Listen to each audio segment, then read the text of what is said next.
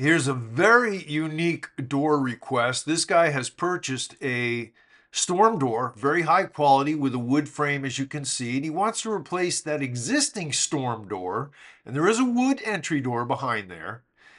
He thought he was just getting a metal frame he could put into his arch, but he got the whole wood frame here, and we have to attach it to this stone somehow. You can't just drill into that stone and put in anchors or drill in and try to use tap cons because it's not precise enough. So instead, I'm going to attach some wood to the stone, and then we can attach the frame to this wood.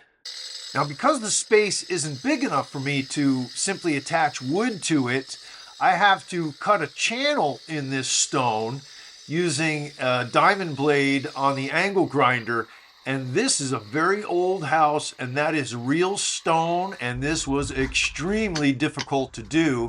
And you see I've got that blue tape along the gap of the old storm door to keep all that fine dust from getting into the house. This was extremely tedious.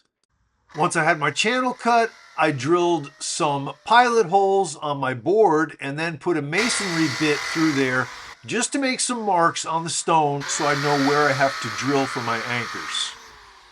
Now I put a 1/2 inch masonry bit on my hammer drill out these holes because I'm going to use 5/16 by 1 3/4 lag shields as anchors. With the lag shield, I like to put some electrical tape on it. That's the outside, that's where the screw goes in there. That part goes inside. So when the screw goes in, as you screw it in, it's going to make this expand and grab onto the walls of the hole, and that's what creates the grip. The tape doesn't do anything structural. It's just to hold it steady till we get it started. Because if you don't have the tape on there, sometimes you can put this in and you can push the shield all the way through, or it just starts spinning. So with that tape, it grabs it and works. I put in much more than I need because sometimes these things fail. Whenever I'm using these, I like to try to feed it through and get it into the shield first, because if you just do it blind, the screw can go between the shield and the masonry, and it feels like it's attaching, but it won't go in. And you'll be able to feel that thing bite, and it'll suck in the wood just a little bit and then stop right there. Don't overdo it. That is in there so strong. Yeah. It looks like a test fit.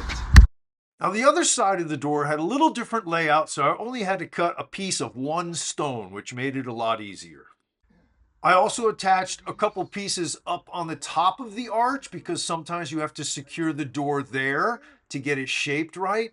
Now you can see with our wood in place, it doesn't matter where the frame goes. We can shim it and we can use wood screws to attach this much easier than just trying to get this thing lined up and screw it into stone.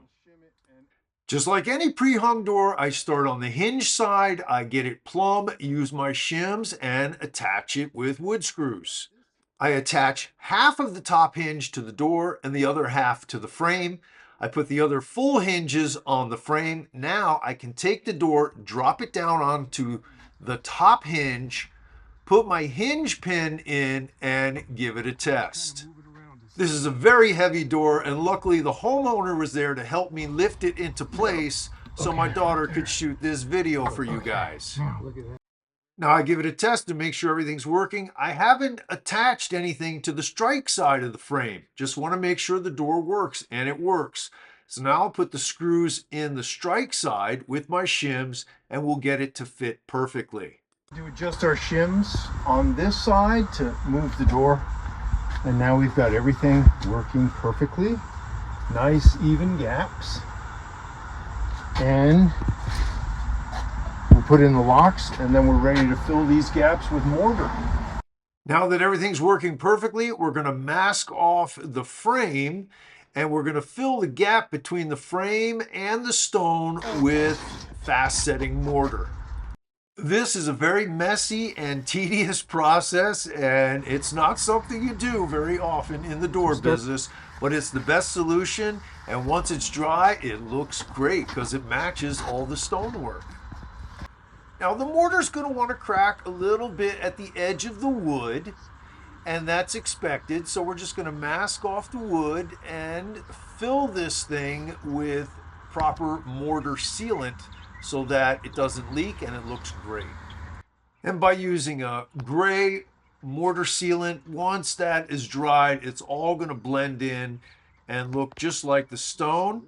And now we've got our locks installed. The door is working perfectly. That is a gorgeous, heavy duty, arched storm door. And that's a one of a kind installation. You're not going to see that very often.